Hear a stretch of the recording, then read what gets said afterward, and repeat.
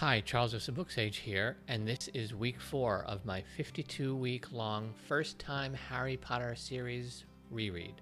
And today I am reading the final 3 chapters of Harry Potter and the Sorcerer's Stone. Now, before I begin, if this is your first time here, I'm a booktuber. I cover mostly fantasy and science fiction, though I do spread out into other areas. This particular series is a year-long series where I'm rereading all 7 books for the first time, spread out over 52 Sundays. So if that's something that you're interested in, please click that subscribe button. And now let's dive in.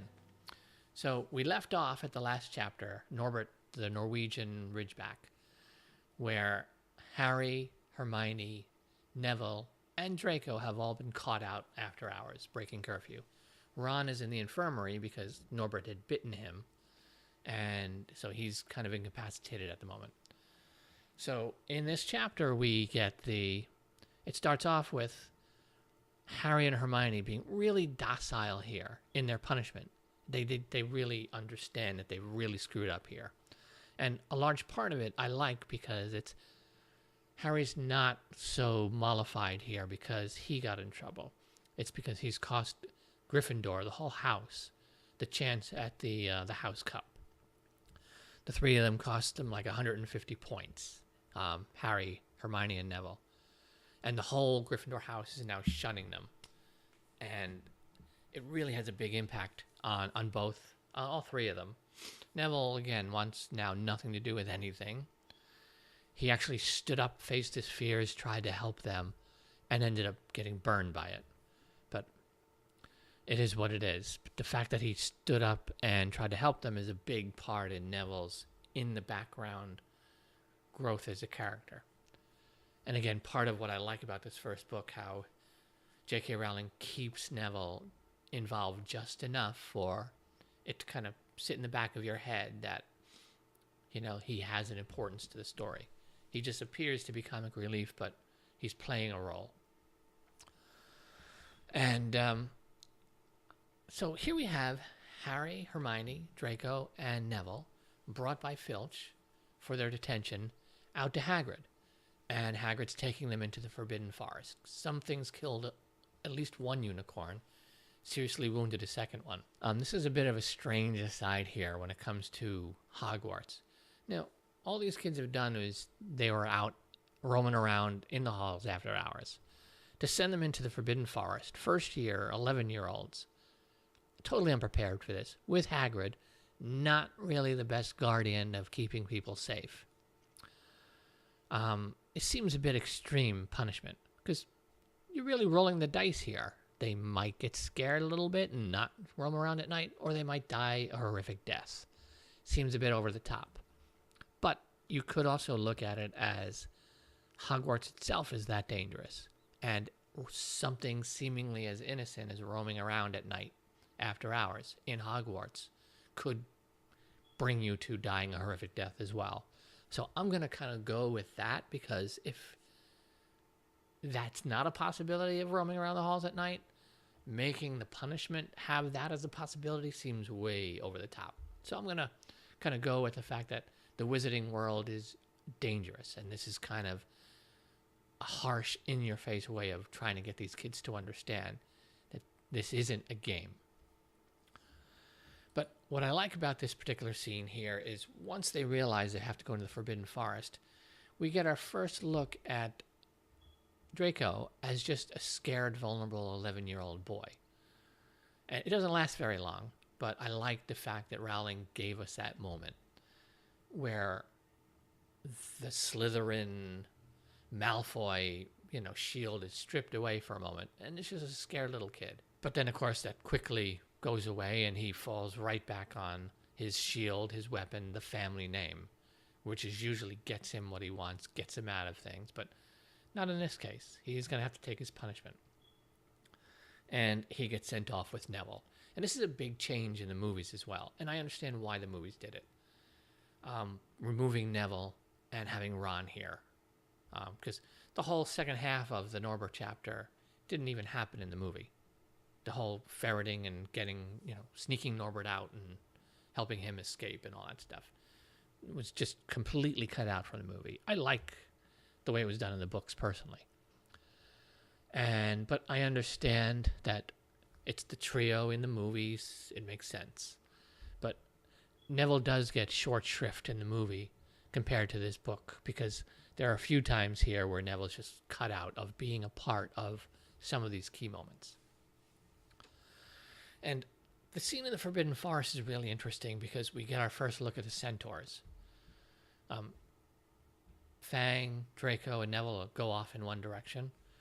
And we have Harry, Hermione, and Hagrid together. They initially come across, following the trail of the unicorn blood, they initially come across two centaurs. Rowan is one, and I can't remember the other one's name. I know it starts with a B. And I like the centaurs in the book a lot because they're very different. They're mysterious. These aren't, just kind of half a human with a horse body. These are very, very different creatures. These are mythological creatures. And you start learning that they're really smart, deep, deep thinkers. And you see their fascination with particularly Mars in this chapter. And it's a really cool introduction to them, that these are very alien in nature and not human at all, and aren't used to interacting with humans. Hagrid is this kind of exception throughout the wizarding world, that Hagrid seems to be able to maneuver in all these strange circles that most people don't go in. And this is pretty interesting here because, of course, Draco being Draco, he scares Neville. Hagrid runs off thinking they're in trouble, brings them back, and then repairs everybody. And this is where we get to what happens in the movie, where it's Draco, Fang, and Harry. And they come across the dead unicorn, this person or something in a cloak all covered up drinking the blood. And then it coming at Harry. And then we get to finally meet Forenz. This is our third centaur we meet in the books. Our only centaur, I believe, we meet in the movie, if I recall.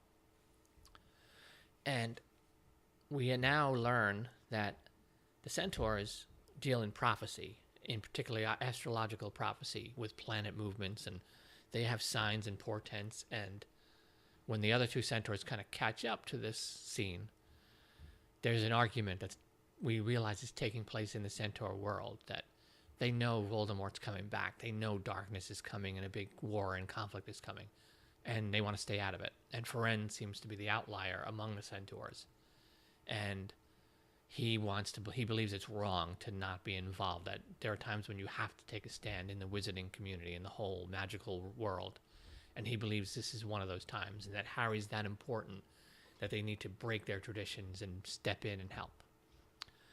And I like this moment because it's our first look at a theme that you don't really see overtly throughout the series, but it's there underneath, where as Voldemort begins to slowly return, and as much as people want to pretend it's not happening, they kind of know. And that divide is beginning to take place, where you're going to go down the Dumbledore road or you're going to go down the Voldemort road. And people make that choice as the series goes on. And this is our first indication that it's not just wizards that are being impacted by this. It's the entire wizarding world and everything in it that is beginning to see that fork in the road coming and barreling towards them, and what they're going to do about it. So I really, really like this chapter a lot. The movie did a pretty good job of it, but they really pared it down and cut out a lot of those undercurrent themes. But a good chapter overall in the books. Okay, now chapter 16, and this is like a big, big one here. Through the Trapdoor. And what we have now is, after this confrontation where this thing in the forest is drinking the blood and rushes at Harry to kill him or whatever, Harry's now, his scar is just hurting constantly. And he's beginning to have the recurring dream of the green flashing light, which is the night of his parents' death. And there's now newer things mixed in. That creature coming at him is now woven itself into that dream. And we get to the point where Harry starts putting the pieces together. Harry realizes things are coming to a head. And it hits him. He knows he's missing something. He knows there's something there he's missing that needs to click into place. And then he finally gets it. And they rush off to Hagrid's. Figure out Hagrid was tricked with the dragon egg into revealing how to get past Fluffy, which he even inadvertently spills to them. And then we get the kicker here. And so then we have Harry knows, okay, we don't have much time left here. Harry knows we don't have much time left before that Sorcerer's Stone is going to be stolen. And he's trying to figure out, what are we going to do about it? And there's a recurring theme that's popped up in the second half of the book. Don't worry about it, Harry. Dumbledore's here. You know who, Voldemort, won't try anything as long as Dumbledore's here, because he fears Dumbledore. So we don't have to worry yet. We've got time. And then this is where the kicker comes in. They learn Dumbledore has been called away to London to the Ministry of Magic. And Harry knows it's on. They've got to do something. So, being kids, they do the logical, sensible thing. They come across Professor McGonagall, tell her what they know, and she basically brushes them off. Don't worry about it. We've got this. It's protected. Not going to happen. And we get a really good indication here of Harry's bravery, of the bravery Harry is going to exhibit throughout the series. And Harry realizes, all right, it's up to me. The only way to stop the Sorcerer's Stone from being stolen is to steal it ourselves. Which now suddenly pops into mind the National Treasure movie with Nicolas Cage, because that's kind of what his character in that story ends up in the same situation. To protect it, we've got to steal it. And it's a big, big moment for Harry to really realize, okay, it's up to me. Here I am, this 11-year-old kid. Nobody understands. I get it. I have to stop it. So I'm going to have to go into the lion's den myself and face this. And this is part of why he's a Gryffindor. Because my kind of initial view here on the four houses are, and this is just a rough kind of take on them, in that Slytherin's lust for power, Gryffindor's lust for glory, Ravenclaw's lust for wisdom, and then Hufflepuff just keeps everything running. The whole wizarding world would probably just disintegrate if Hufflepuff wasn't there, just doing all the day-to-day work and making sure everything actually functions right, while these other three houses are trying to do all their lofty things. But we get an indication here of, okay, here's why Harry's Gryffindor and not Slytherin. And he understands it. And intellectually here, he knows this is life and death. But it's still not on a visceral level yet. This is still just logically, sort of intellectually, as much as an 11-year-old kid who's recently been thrown into this world can really grasp it. He's a long ways away from understanding the real world devastating impact of it. We'll get to that in, I think, Goblet of Fire is where I think it really hits home for Harry personally. And one of my favorite moments in this book, and they did a good job in the movie as well, is, again, I like Neville. I've always enjoyed Neville from day one. And I know he's more comic relief here. But here we have Neville standing up to them and saying, nope, enough is enough. You're not getting us into any more trouble. I've had it. If I have to fight you myself, I'm going to do it. Cut it out. Stop this stuff. I've had it. And of course, Hermione has to very guiltily do the spell to bind him. But again, gotta love that moment here. Think of where Neville was at the very beginning. Just completely terrified and had no confidence of any kind. And just by tangentially becoming involved with Harry, Ron, and Hermione, we're beginning to see Neville's character being built. Him starting little by little to discover his own self-worth and starting to believe in himself. And this is a big step for him. But it's also a nice little, even though Neville's not going to take place in this last finale, this climax, he's still there. And even though he's sort of an obstacle and a friendly obstacle, he's still involved in his own way. And I just like that she keeps Neville kind of just enough in the story to kind of be a little foreshadowing that he's important. And one thing I wanted to hear when they finally get to the third floor, to the trapdoor, and they see a harp's there. It's not playing like in the movie. The dog's awake. But Harry's got his flute that Hagrid had made him for Christmas. And I wonder here, did Dumbledore kind of slip the suggestion into Hagrid's mind? You know, making a flute for Harry might be a nice little gift. Music is always a helpful, enlightening thing.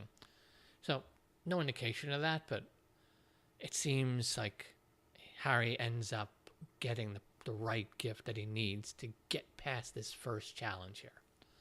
And is it a coincidence? Is it just fate stepping in? Or was it Dumbledore in the background just kind of slipping that into Hagrid's mind? You know, I think you should do that. And each of these challenges here in this chapter, even though it's different professors who set each challenge, I can't imagine that Dumbledore didn't play some role in it, didn't give them some guidance as to what to use to put these like safeguards in place to try to guard the stone. Because they also happen to fit Hermione's skill set, Ron's skill set, Harry's skill set, and the skill set of the three of them working together as a team. And it's a fun chapter going through each layer. You know, there's Devil's Snare, and Hermione, of course, figures that out.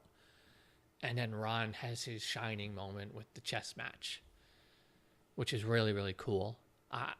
The movie did a great job with it. I loved this scene in the book, too, because, again, everything's told pretty much through Harry's point, so you don't get to see the strategic mind of Ron. But it's still very well done, and it's a big, big moment for Ron, and I like the fact that he gets this moment. It matters here. And then we get to the potions, and it's Hermione's chance to shine. And, again, really crafted well by Rowling, this whole series of challenges. I mean, it's a first book. It's a children's book, so they move through them pretty quickly. If, again, in an epic fantasy, each one of these challenges probably would be its own chapter. But, again, this is a children's fantasy story here, so it fits perfectly for this particular story and the writing style. Another interesting thing here, and it should be an indication to the reader, that the last challenge here before you get into that room is potions, which is from Snape. So it should kind of be a warning bell going off. Wait a minute. Why would Dumbledore let Snape build in one of the challenges? And then the chapter ends with Harry going through the door, and it's not Snape or Dumbledore. And then we get to the final chapter. And now chapter 17, The Man with Two Faces. After all this time, we discover it's Quirrell. And Quirrell is suddenly no longer sniveling and stuttering. And this is a very different Quirrell we see here. And it's probably because it's more Voldemort than Quirrell who's talking to him here. Even though it's not Voldemort specifically, it's the presence of Voldemort in him that has Quirrell being confident in everything here. And really cool that the last challenge is the Mirror of Erised. And now we know that, yes, Dumbledore has pretty much set things in place so that when Harry arrives here at this place in this time, Harry understands the mirror. He knows the mirror. He knows its danger and what it does. I like this moment here too and it's a good foreshadowing, kind of nudging the reader. Hey, remember they met each other in the Leaky Cauldron at the beginning of the book? And she specifically mentions that Harry shook Quirrell's hand. And I think in terms of writing go, especially that there are kids who are the initial audience here, it's a nice little callback and a reminder to bring that back to mind, that they shook hands before. The movie did a really good job of recreating this scene. I like the way they did it once they got to this. They cut out, like I said, some of the challenges to get there, but this particular scene I thought the movie handled generally very well. Even though the Quirrell's like disintegrating didn't happen in the book, his skin sorts of burn and blister and boil and all those things, and Harry ends up just by the sheer force of Voldemort just being rendered unconscious. And this is really kind of creepy here when Quirrell finally undoes this turban and turns around and we see the Voldemort face and we learn, what Voldemort is. He's kind of half alive. He can only inhabit other bodies. But before we get to that moment, we do get, of course, the Quirrell recapping all the things that have actually been going on. It's kind of that villain, let me reveal my plans to you, Harry, kind of thing, which I thought was kind of funny. But again, it's a quick little recap of, here's all the ways you were wrong, but almost right, but wrong. And this is where we are. And then it's the confrontation. And the whole mirror again, and Harry getting the stone. Really nicely, neatly, well done here. Not a lot to this because there can't be a lot to it. Harry knowing the mirror and knowing how it works, and knowing that he has to keep that stone away, is a nice way to handle this.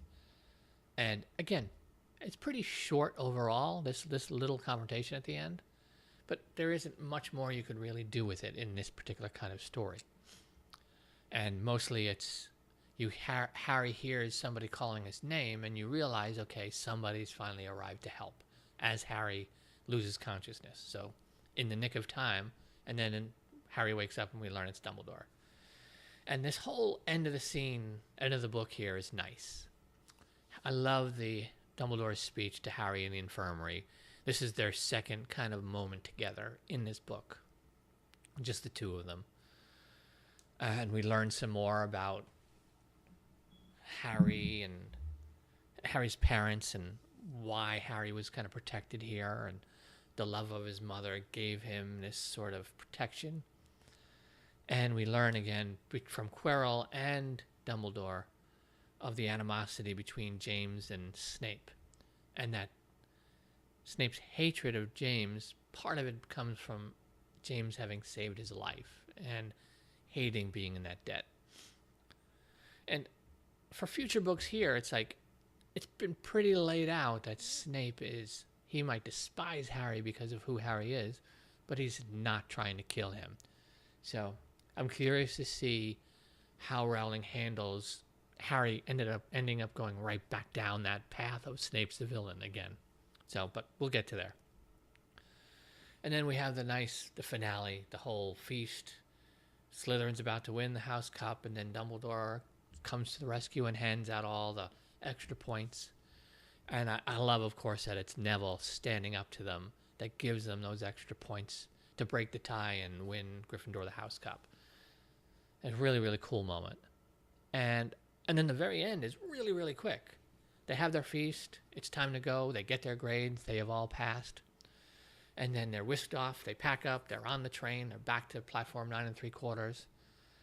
And the Dursleys are there.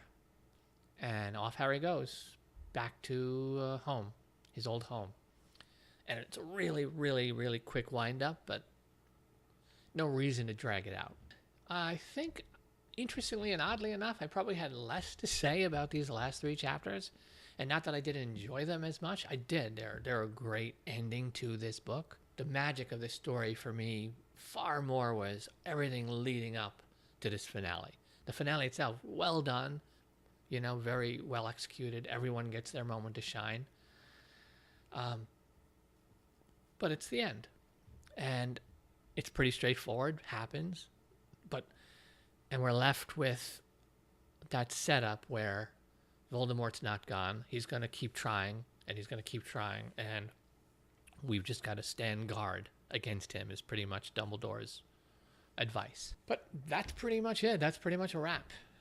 I am probably going to do a separate video of just my thoughts of the book as a whole. It won't be my next week's video. I'm going right into book 2 next Monday. So sometime during the week between this last Sorcerer's Stone video and next week's First Chamber Secrets video, I'll probably do a book 1 recap of just my general thoughts of the book overall. I've really, really enjoyed working my way through book 1, doing this slower Sunday only read. This book only took 4 Sundays because it's probably the shortest book in the series. And the next book isn't much longer. I don't know if it's 4 or 5 weeks. I'd have to go look at my schedule. But that said, I want to thank everyone for watching. Especially thank T-Books Magic. I love all your comments. I'm looking forward to hearing your thoughts on the finale of this book down below. Next week, I start Harry Potter and the Chamber of Secrets, chapters 1 through 5. I don't want to ramble here. I just want to kind of wrap things up. Thank you for watching week 4 of my 52-week series. Thank you for following me through this first book's kind of thoughts. And please like and subscribe. I want to hear from you in the comments. If you've read these, reread them, have reread them recently, what your thoughts are of this finale and how it was handled by Rowling. And if you have any interesting comments about the differences between the movie and the books and how they were handled and what was changed, any and all comments, I want to hear about it, because I want to hear what other people have thought going back to this story, particularly like someone like me who's only read it once but watched the movies like 30, 40 times. It's nice revisiting and relearning the original actual storyline itself. But I'm going to wrap up here. Charles of SirBookSage, happy reading.